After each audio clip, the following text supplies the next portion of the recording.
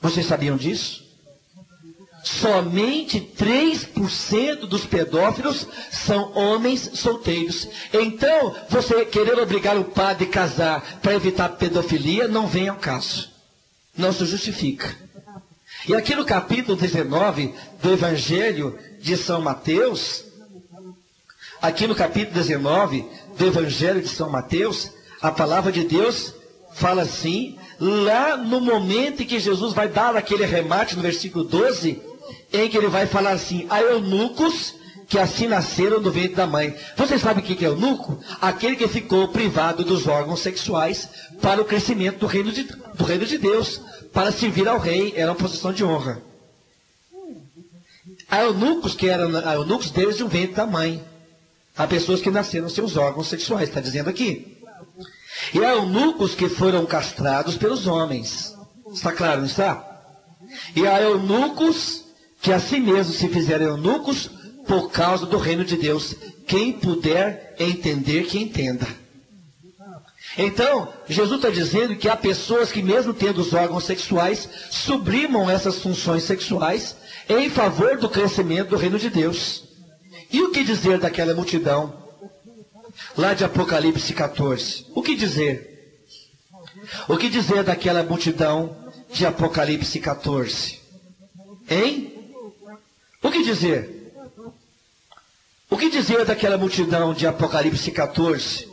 Que eles eram virgens, que não tocaram em mulher.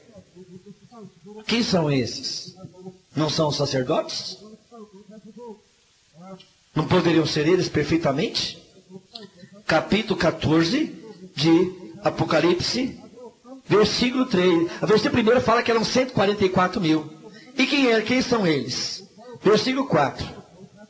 Estes são os que não se contaminaram com mulheres, porque são virgens. Esses são os que seguem o Cordeiro para onde quer que vá. Esses são os que dentre os homens foram comprados como primícias para Deus e para o Cordeiro. E na sua boca não surgiu engano, porque são irrepreensíveis diante do trono de Deus. Estes eram virgens. Estes lá na multidão do céu eram virgens. O que dizer desses então? É claro que isso aqui também é simbólico.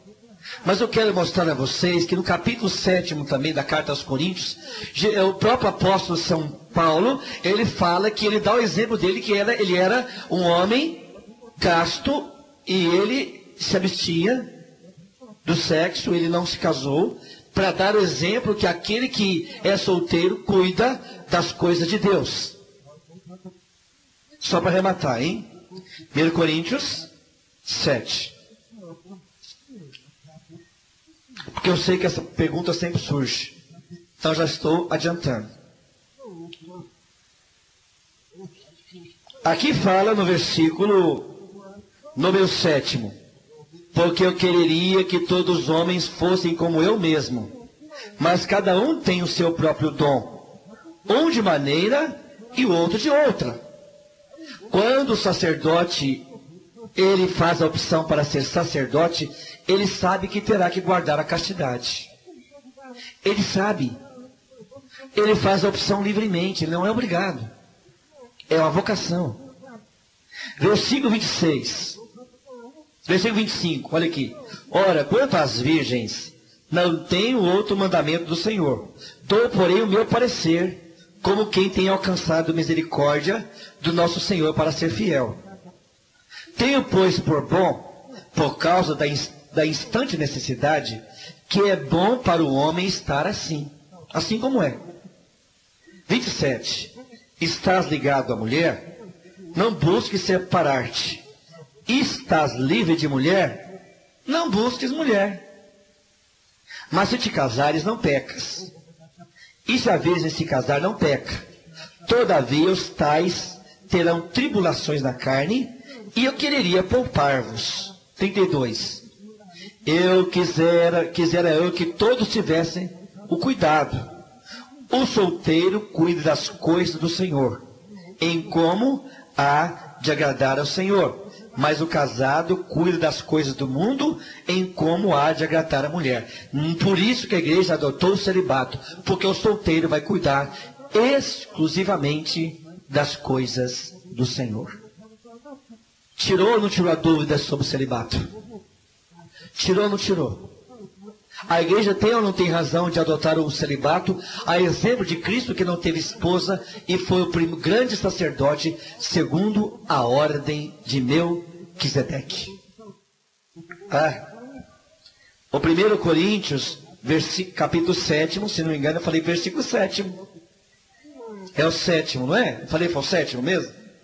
7. Eu queria que todos os homens fossem como eu mesmo.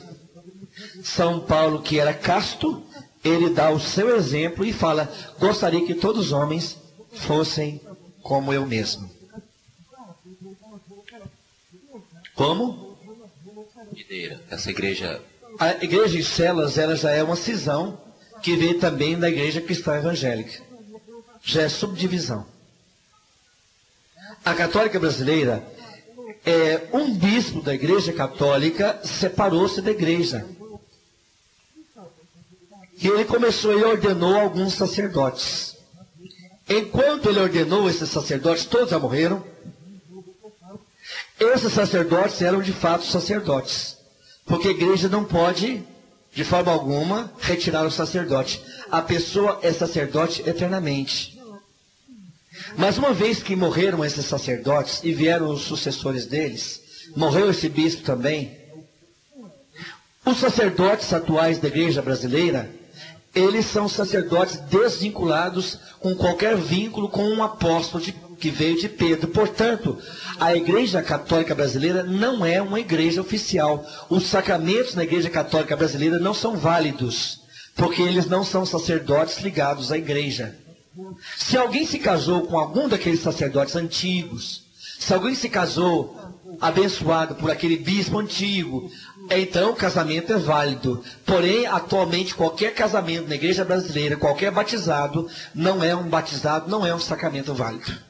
O casamento é o único sacramento em que os ministros do sacramento não é o celebrante, mas o ministro do sacramento são os noivos. Então o casamento, ele pode ser celebrado com uma testemunha oficial designada pela igreja. Inclusive, existem leigos que possuem esse mandato da igreja de celebrarem o casamento. Então o casamento é um dos sacramentos em que a pessoa, mesmo sendo casada, estando representando oficialmente a igreja, ela pode presidir o casamento, porque os celebrantes do matrimônio são os próprios noivos. E esse é um sacramento que o noivo pode ministrar sobre si apenas uma vez na vida. Daí que a igreja não admite um segundo matrimônio.